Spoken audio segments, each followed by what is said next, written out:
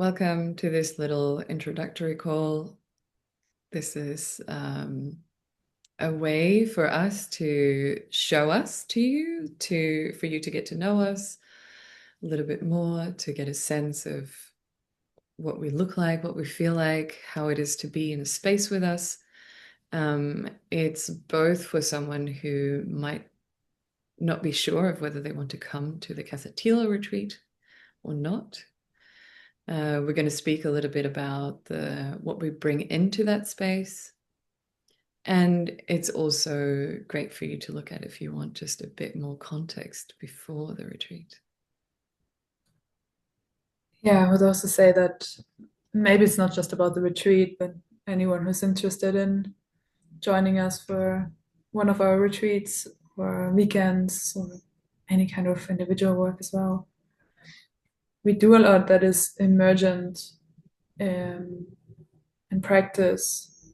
So we often don't know the content that will show up because that's up to whoever will join us. But we can speak a little bit about how are we relating to whatever will show up. Um, And yeah, love for people to get a flavor of that and the way we are together.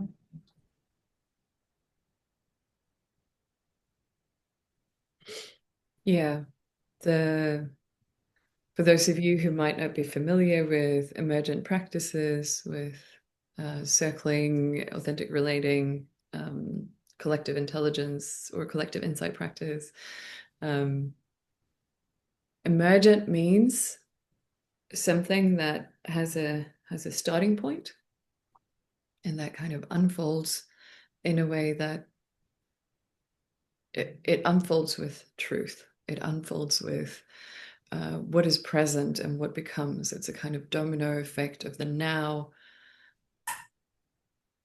turning into the next moment. And that means that cutting it off with this schedule that is planned, like now we're feeling this and now we're going to be doing this, it actually becomes disruptive to the practices itself. Um, but what we can get to know, what we can sense, is the ground that we're standing on to begin with and the people who are involved. So the leading energy, like us two, how we hold ourselves, how we hold our worldview, how we hold the practices that we're bringing, that makes a lot of impact on the space. It colors a lot how it unfolds. Um, mm, yeah. I get excited also about not knowing what will unfold. And I wonder if it's a nice way to give people a flavor of who are we actually, like, what's life like for us? And how do Mm. we like to live our life and also our work? I'm curious if you want to say anything about that, Navi. Yeah. Yeah, we have interesting crossovers. Um, we are both therapists of different kinds, and we both have been working with relating arts or unfolding practices for quite some time. You for 8 years, me for 12. Um,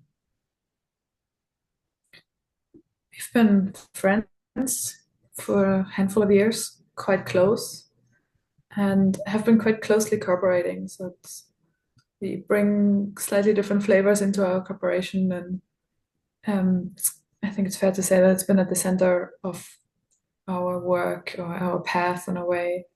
So it's really intertwined with like our relationship, the way we have been deepening certain insights the last few years. mm, And I think a good flavor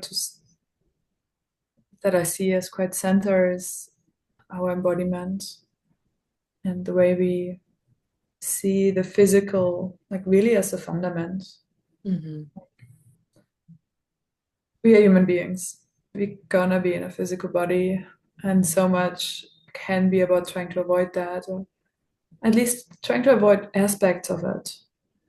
like physical pain or Mm. addictions, for example. And I think both of us had quite a history of physical pain and health issues as well, which kind of felt like just a really solid invitation, maybe even duty to like ground in the physical.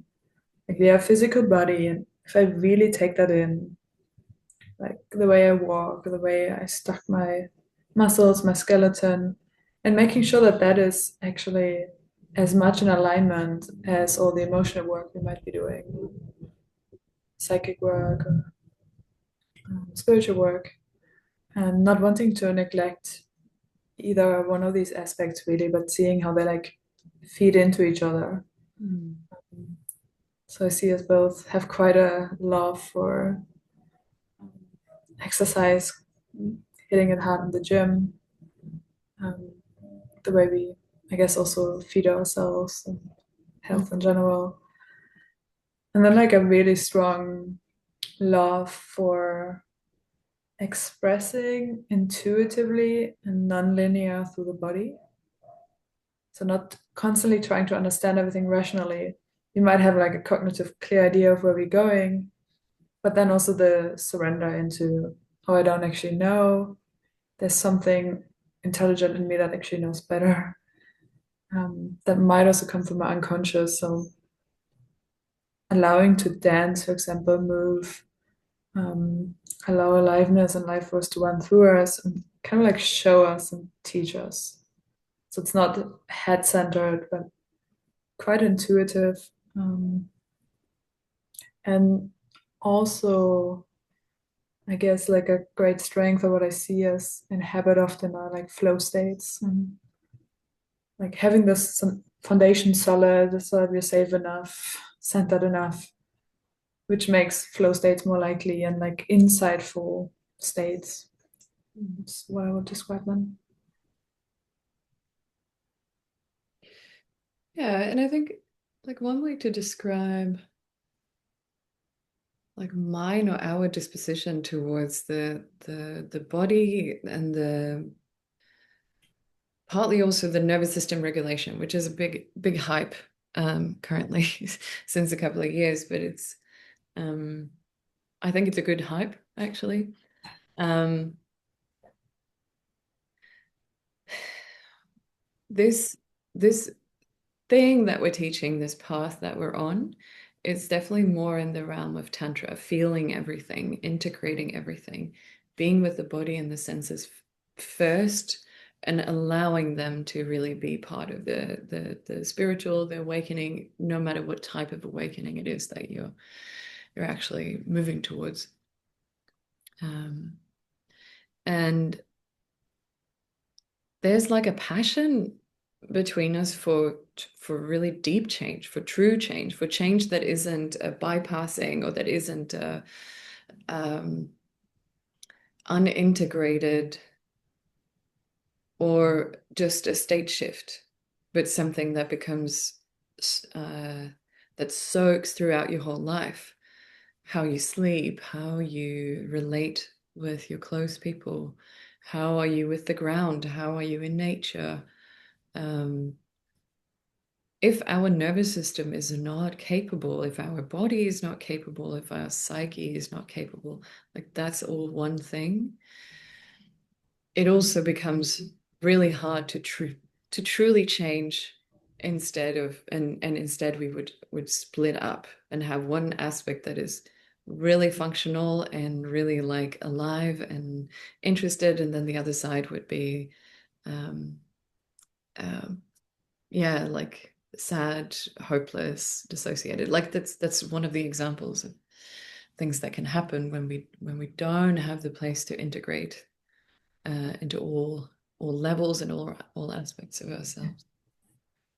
And I think an interesting aspect there is that we acknowledge the nervous system and our need for safety. And like, Hmm. oh, most of us don't actually have very deep grounding. And it's really worth spending time on the foundation, getting clear of our agency, of our empowerment, feeling capable. But we also don't stop there. So there's an invitation to be safe enough, but not an over reliance or addiction to needing to be safe, fully safe at all times, if there's even such a thing. But bringing in and working with chaos, ritual, with tensions, with the challenge. Um, Not too much that it overwhelms us, but we're also not in this vacuum, like therapy vacuum, where we just want to be super safe at all times. But there's something around being in the world and actually becoming more resilient and working with the chaos that life is, and not trying to keep that apart, which I think also points towards working towards an elegance that we care about in our work. Like, if I get really good at certain relational practices, for example, but I don't know how to translate that into the real world, my colleagues, my family, my neighbors, and they all just think I get weirder and weirder in a way that makes me like edge on. I think there's also weirdness that's nice, like people probably think we're a bit weird. But if it's a weirdness where people are like it creates a certain tension, that's not what we're working towards. So it's also not what we want in our retreat. Like there's something about becoming elegant so that we actually have high capacity to be with more of life, particularly in the times that we live in. Yeah. Um, Yeah, absolutely. Not being facing away from the world, but becoming finding this integrity where you can go in towards the world and impact it and be impacted and change, but like truly be in this interaction, interpenetrating interaction of life. So like I think I don't know if we mentioned life force as a concept, but that is like super central to what we have been working on for these last years together. Like how to, like in the very simplest form, like how do I let life force flow through me at all times? And how can I be present with that life force to let it do what it's supposed to be doing? And when the practice is to allow that so much, it also becomes very clear when it's stopping, or like when I'm afraid of showing up fully, or being my uniqueness or weirdness, or when I have a physical issue, digestion problem, or an injury, or a way that my posture is off, it actually stops flow. Um, yeah, yeah. So I think it's quite common when I pick up on that things we kind of get easier. Or like once we unflow, and I think that's really at the center of this as well. Like we center, we ground, so that when we get in flow, like things actually become clear. yeah, And maybe this is a good like bridge over to our retreat, because what I envision is like a week-long retreat of us being together, and you and me are quite committed to showing up fully with the maps we have. Like there are certain things that are just better than other things. It's not this postmodern, oh, whatever is fine. But we show up with like really wanting to integrate certain experiences. Um, but we don't want to teach everything. Like it's not teacher centered.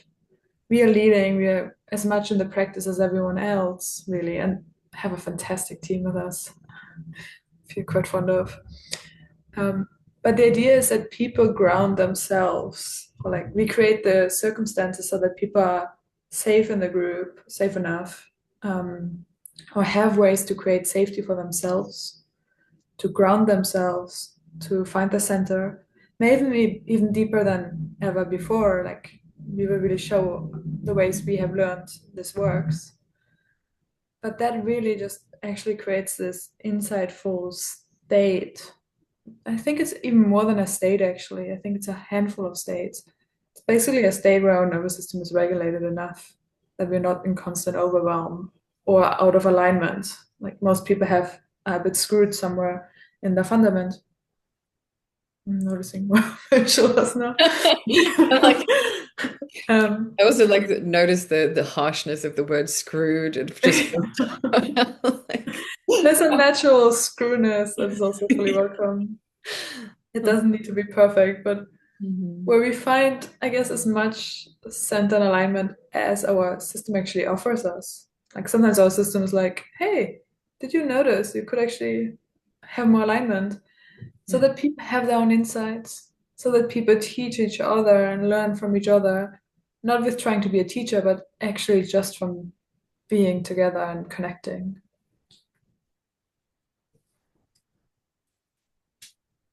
Yeah, that is such a big point in the like when we are safe enough, when we are grounded enough, when we have enough sense of who we are, when we're able to come and go, uh, and make more choices rather than fewer, then um, meaning internally, because obviously you can have a confinement and still make choices within the confinement, and that's the type of choices I mean. Um, then something happens where like it becomes interesting to look at how someone else's moves or talks or what is their worldview actually. Like this is the social baseline where it becomes interesting to learn from everybody who's in the space. Um, Including the trees, including exactly. like everything is alive and teaching us or mirroring us in a way. Yeah.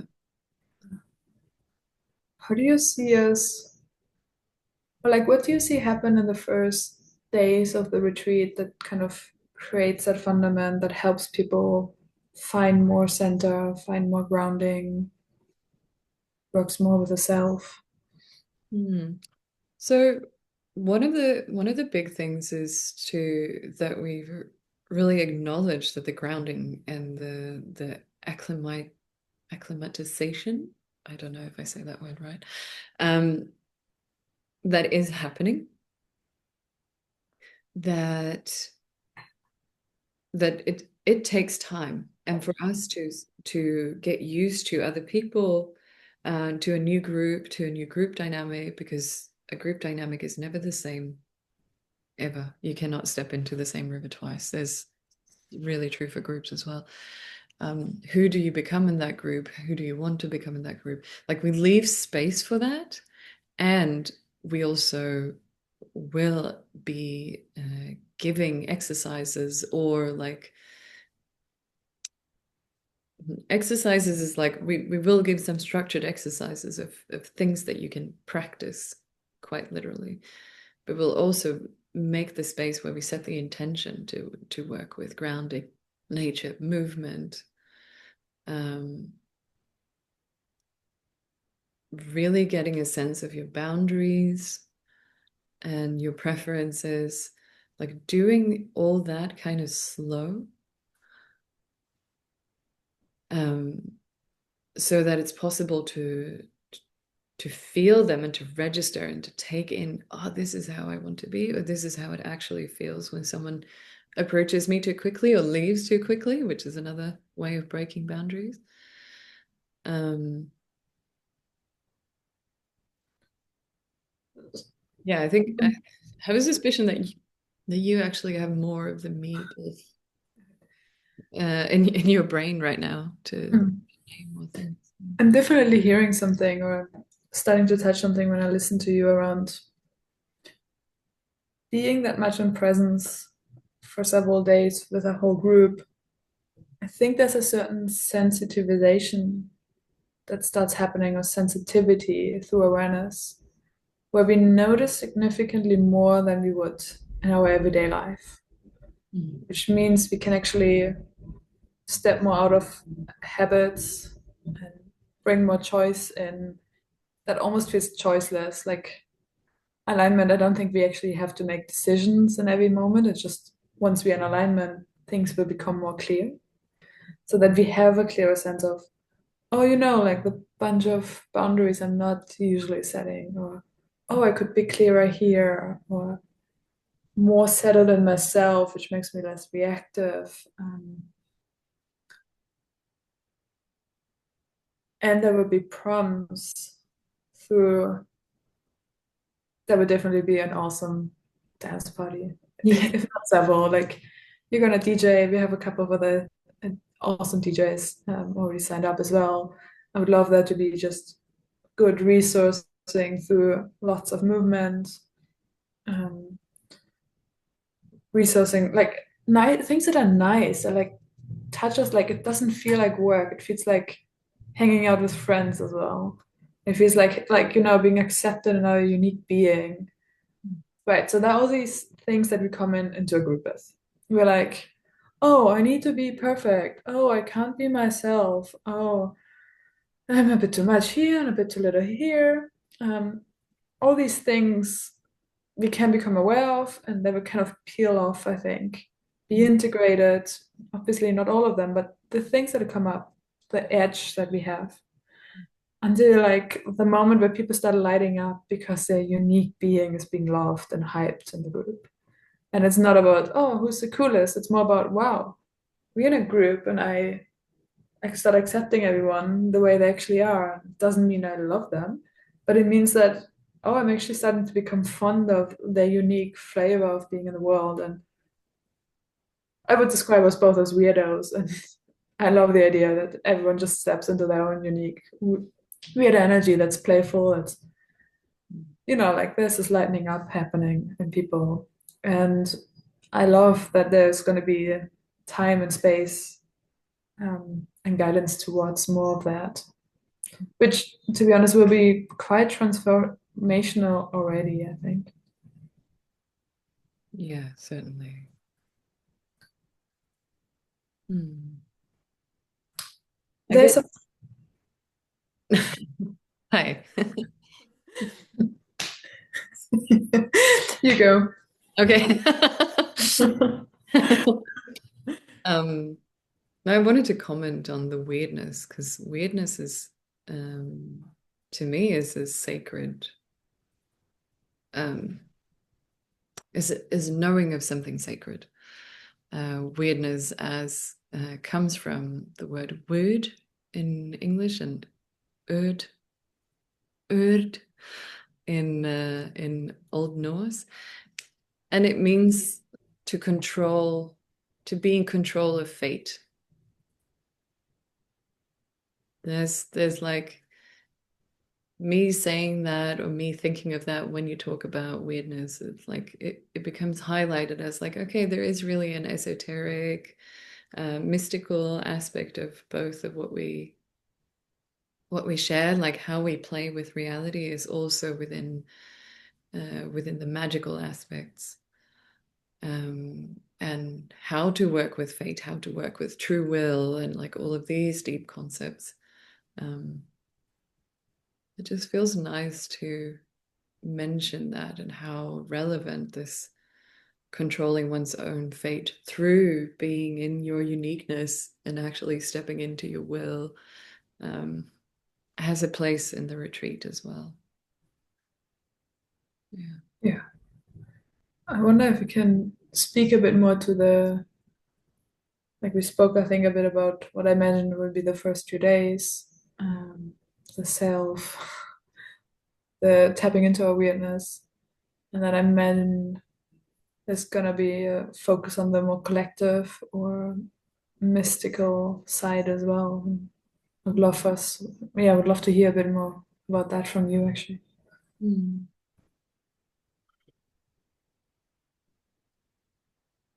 Yeah, we do the first 2 days of laying the ground. Like this is the ground we're standing on. This is how we find safety. This is how we find trust in each other. And I'm sure there would be lots of emergent things happening then too. It's not like it's going to be all calm and predictable. It never is. I know humans, right? That's not. But, um, and there's a bit of a paradox there because I find the collective to be as fundamental as the individual, and part of our work we also uh, have a focus on the relational or the collective as part of something that is informing the individual. but we're going to make an effort to actually point at the collective a bit more. Maybe not straight away after those 2 days. It depends a little bit on where we are as a group and what shows up as important. But we do want to like highlight that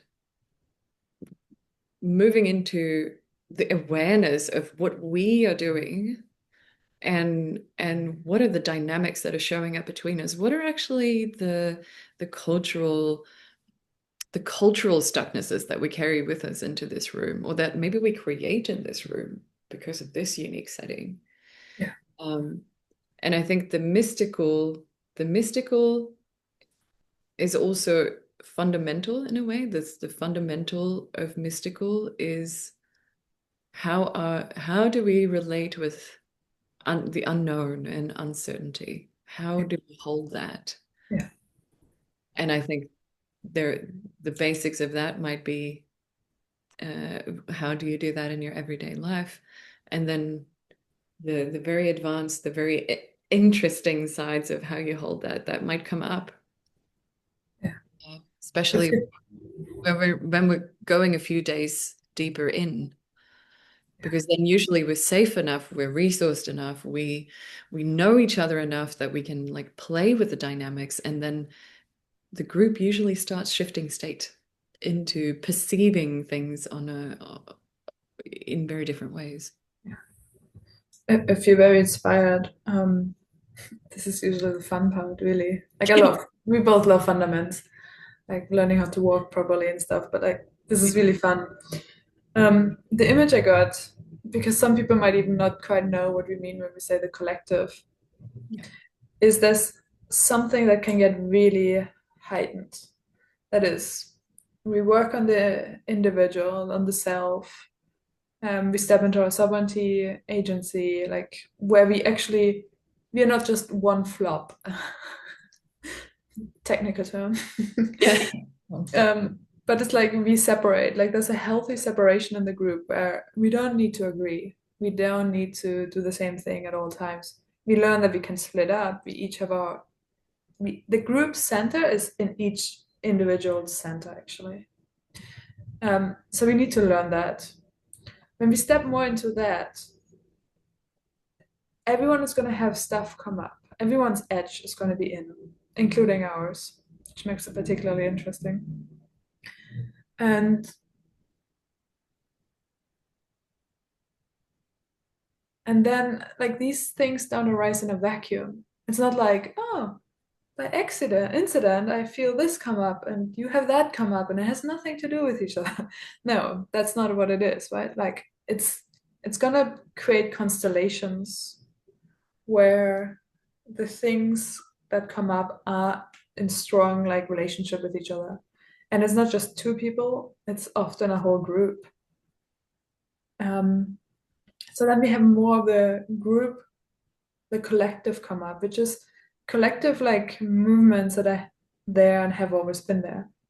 Like forces that we see often like in politics, for example, or like the force of nature, or like radicalization or polarization or whatever it is, or individualization and then hatred, love.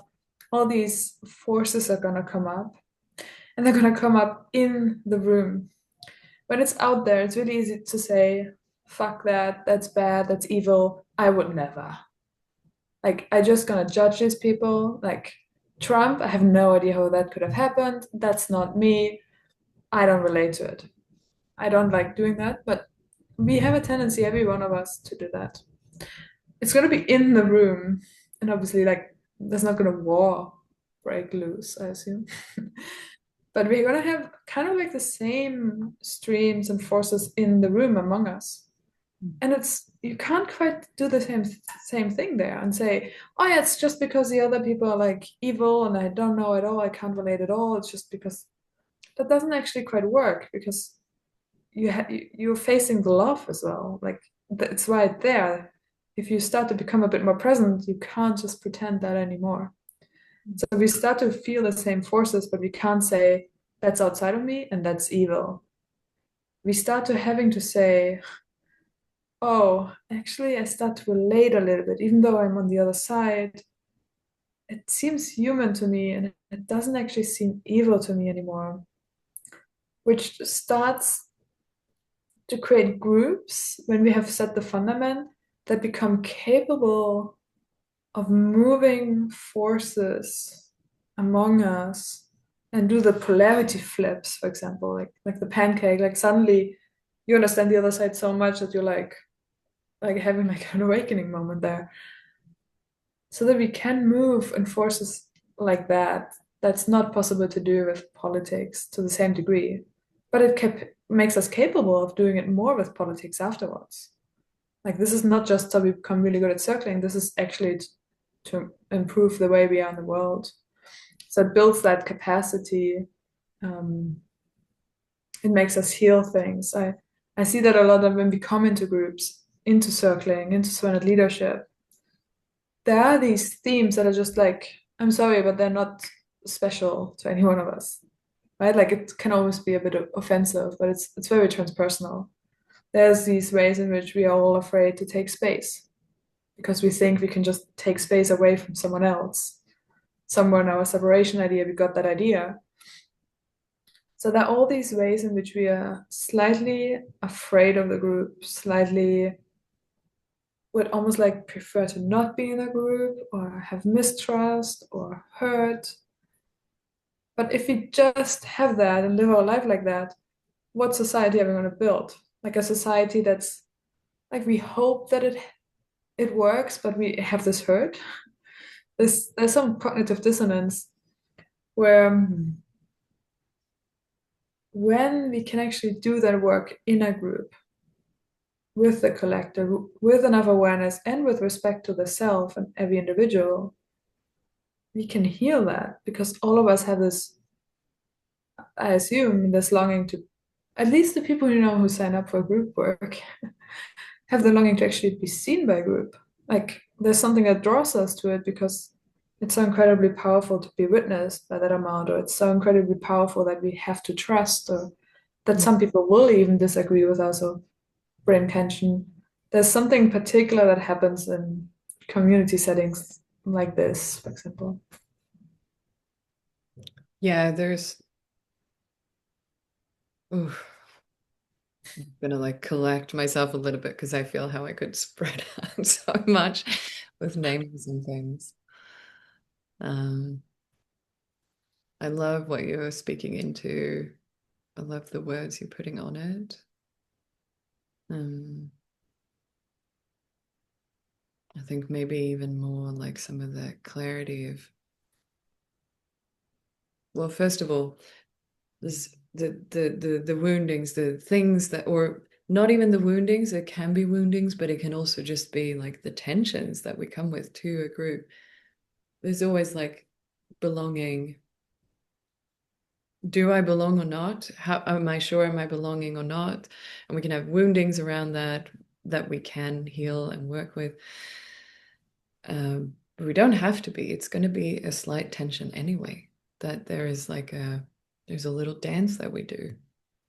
And some people do not care about belonging, and maybe it's really, really neutral to them, but it's unusual. Um, Ranking, like who is better than who at what or in which way, or who's more beautiful, or who shows up in the best way, and like we can be attached to, we can be really attached to that in the same way as belonging. And same with narrative structure, like who do we think we are, and what is the story that we carry about ourselves, and how important is it that that story stays intact? And I can sometimes be attached to a story that doesn't actually fit my actions or how what happens in the moment, because the story is not necessarily linked with me being a shape-shifting, um, egoless, like, well, not egoless, I would want to explain that a bit more, but shape-shifting, um, personality shifting depending on the context. Like the ego structure, the narrative structure might not allow for that. So it has to become flexible in this practice. Um, and like all of these things get challenged, and they get challenged collectively. And we have particular like societal scripts They can be different from country to country, city to city, but there's some that are very, very universal because it's sprung by the biological need to survive together and to cooperate. And I would say most of everyone that I work with these days have wounding around being with a group, like have quite strong fantasies about whether a group will receive them or not, or whether they're stupid or intelligent, or like groups are dangerous, or groups are really good. This is the only place where I feel at home and I can't be without the group and feel my tribe. Like we have this strong projection towards the group, just the same way, an attachment towards the group, just the same way that we have with individuals. Um, and we can have it with archetypal individuals like men and women, for instance, can mean very specific things inside of you, and that can have tensions. Or like, yeah, I guess I just wanted to say that these things really do show up in the space, and it's possible to touch it and grab it on the collective level, actually, quite directly. And when we do that, it's going to feel personal. It's going to feel personal. Like I'm ashamed for having these projections, or I'm ashamed that I need to belong so much. I need approval from the group, or whatever it has to be. And for me to really work with that in the setting, I need to feel the shame. I need to be open enough to process it in real time, which can be super challenging. And it feels like it's about me during that time. But Yeah, I get the certain charge in my skin just imagining. Well, I've been in that situation many times where like the moment it hits you and you're like, oh, this isn't just going on out there, this is about me. yeah. And you're all gonna be in at the same time. It's like skin in the game. Also a lot of potency for transformation. Yeah. I want to speak a bit more to the mystery that in the mystical aspect in our work that you also mentioned. Yeah. Um, so there's a practice, flow circles or surrender leadership that are going to be part of the retreat as part of circling or circling format, where we basically that like everyone is going to have skin in the game. Everyone is in. We're going to lead, show up with our leadership, and maybe we have a sense where we're leading to, but at the same time, there's a surrender happening. So we don't actually know. It's not like, no, we're going to do grounding and everyone find up. It's more like, wow, like I have no idea what's actually coming through, but there's something so much bigger than I could even understand immediately. So I'm, as a leader, we would surrender there as much as everyone else, stay aware, like invite everyone to become aware of what is coming through us. Can we surrender to that? At the same time as there's an invitation for people to lead themselves towards, yeah, where is the true will going? Where are you supposed to be in this room? Mm. Set your boundaries, be clear. But there's something unknown that we can't plan for. So we can't just sit down and say, oh, this really strong force come through. We don't know. Like hopefully, or like something is going to happen for sure. Like it's unavoidable that something is going to happen. And it's most likely going to happen the thing that triggers everyone right on the edge. Like that's just the universal intelligence. So it's just about the right thing going to come up where everyone is going to feel their own edge that they recognize from their life. And us surrendering is a mystical path in a way. It's surrendering to something bigger outside ourselves, to the chaotic force, to something bigger than the order, um, which means it assumes like everyone who does that already has a certain trust, otherwise I wouldn't be interested in that. But it's really a trust practice or a leap of faith that we enter in again and again. It's because we have made the insight already and everyone who signed up, I assume, at points in their life, that I can actually trust uncertainty. It's not going to be comfortable, but it's kind of right. So it's true. And being able to recognize that, for example, is not being a child anymore. It's like, oh, it's not actually comfort as the highest God, but there's truthfulness, for example. Um, we might all have different gods that we put there. So there's this trust that we can deepen into more and more. And there's more and more intuition. We can become more and more elegant in how we navigate the uncertainty. Mm. Like with the safety, like what is actually the real safety that can't be threatened? My safety that, oh, my friends is gonna are with me, that isn't actually the truest safety because your friends go off and do something they would rather want to do in that moment. You lose your safety, then it wasn't actually safe. But it wasn't actually your real safety. So there's that uncertainty, that chaos, that surrender is actually going to point us towards the real thing always. And we keep finding a version of a thing, and then it's going to be threatened. We're going to lose it. We're going to recognize that it wasn't actually the real thing. I say it really lightheartedly right now, but it's painful as hell, really. And then we like drop into the more fundamental, the more true version of whatever we're looking for. Mm. That process just really keeps continuing, and it's a path. So instead of standing in the way of it, Mm. there are ways in which we can learn to actually work together with that. Mm. And that's really, I think, the mystical path that I see us inhabit in our work. So it's, we acknowledge safety, but we don't want to just be addicted to it, like cut off part of reality in order to try to be safe. So there's just a truthfulness and a relationship with the uncertainty of reality. Mm. That was a lot.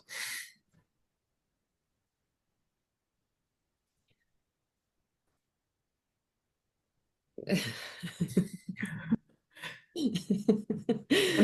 think like trying to sense whether it was a lot or not, and I think like what I was or like, enough. but it was not like too much or something. It was more like seeing the impact it has on you and like being Yeah, curious what the impact is. yeah, yeah. I'm like the impact is something like I become really aware of how deep we are in the waters of the practices that we have for our lives and what we're bringing in. Um, and like how little a word like it's painful as hell or like an expression like that affects me, but for someone who might not be familiar with the practices, it might be like, what is the what is the I can't tell, and um I'm not gonna guess either. But it feels interesting. The impact is to sense like we are probably in a place where we have our words, we have our ways of being with these things that are quite routine, and it's a beautiful life to live. It becomes possible to be alive anywhere, even in very extreme places if I want to go there. Um, I think there was something that I don't want people to assume is, for instance, you have to be open or transparent with everything that's happening in you at all times. Like the openness and vulnerability is not actually always about blurting everything out or saying exactly what's going on in you or finding words for it, because that's not always possible, right? There can be movements or sounds or an internal state that might be much more accurate than making words. But the boundaries on for yourself is part of openness, part of the vulnerability to actually say, hey, I do not want to speak into this. I might be feeling a lot of things that seems valuable for the group to understand or know.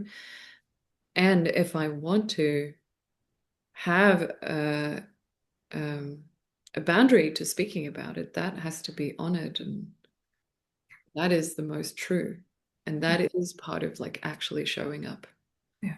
Showing up is not transgressing your boundaries or overdo them. It's about Yeah. the truth and the sense of which edge am I moving towards? What do I want? Yeah. I like that a lot. Like things I don't want people to assume, or like people might assume them. It's fine. Yeah. But things I don't assume or I don't hold as assumptions in the context I'm setting. And Mhm. speaking a bit into that, um, I don't assume that things will have to feel heavy and painful at all times, or oh, we just have to sit in it. It's like, no, we don't actually have to. Like, there are things that will, where I'm like, yeah, actually, I'm gonna have to feel this now. Anything else would be avoidance. Mhm. And when I take the time to actually sit in it for a moment, I start to actually feel a lot more freedom than if I was to keep avoiding it. So most likely there's gonna come confrontations. But this idea of just having to sit with it, of sit through it, there's something I think where there's a distinction. It's like, oh, we can actually move. We can find the new thing to do that wasn't possible in the past. We actually don't have to accept everything. We can, for some people, the edge might be to move away, actually move out of it, and, or let loose and move towards fun in a way. So there are all these edges, and we're not all going to have the same thing we should do. Like there's something new that can happen as well. That's why we bring in the body that much as well, the learning, healing capacities. Um, there's also an assumption like you and me are particular ways. Like we're quite different in some ways. Like Yeah. yeah, like, we are quite different. We polarize quite nicely as well, but also we are similar in some ways. Please, if you're watching this, don't assume you have to do things the way. Like we like playing with chaos and like there's a certain wildness and weirdness.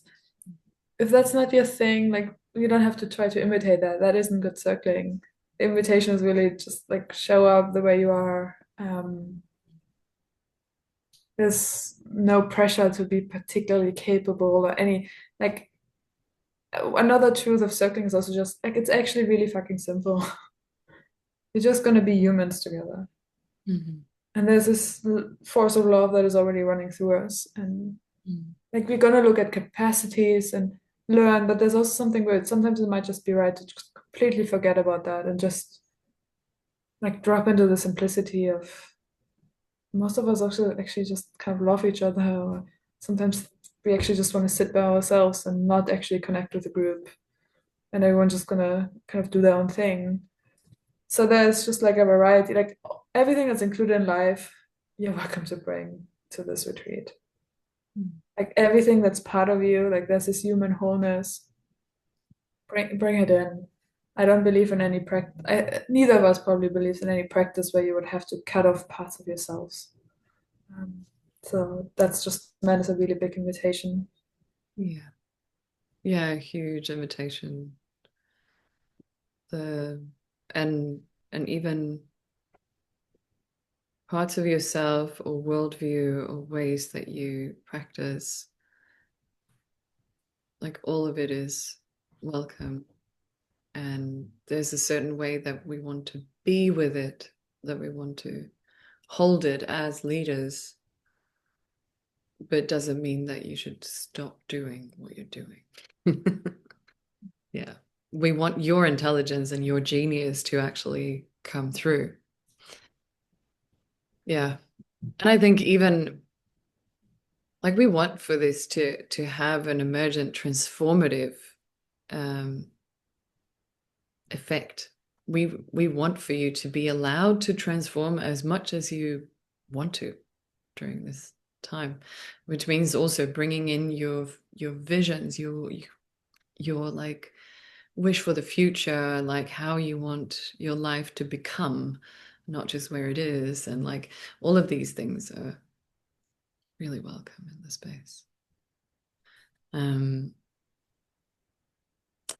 and I think I'm I'm really aware of like our language choices. We're deep in the practices, so maybe some things that could be that you would like more explanations of, or you didn't fully understand. Um, you can totally write to us and ask us for more videos, more explanations, um, so that we can also become clearer in communicating what it is that we want to communicate. Um, and any kind of feedback and continuous conversation is quite welcome. Yeah. Yeah. I yeah, we talked a lot, and I would love to hear people's feedback. And to be honest, I'm also just quite excited. Like we get to lead together, which is like the most meaningful work I can imagine. We have this fantastic team. Casa Tilo is just wonderful to be at. Mm. Um, and the people who are signed up so far, I love that. And the couple of more spots, I really look forward to that.